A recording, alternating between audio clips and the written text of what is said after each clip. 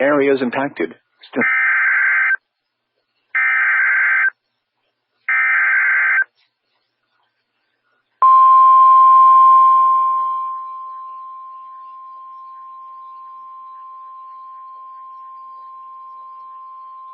The National Weather Service in Amarillo has issued a fire warning at the request of Carson County Office of Emergency Management for northwestern Carson County. At 5:52 p.m. Central Standard Time, a dangerous wildfire was located 12 miles northwest of Panhandle, moving rapidly south at 3 to 5 miles per hour. Areas impacted: PANTEX area. Additional information: smoke and fire will present a threat to life and property.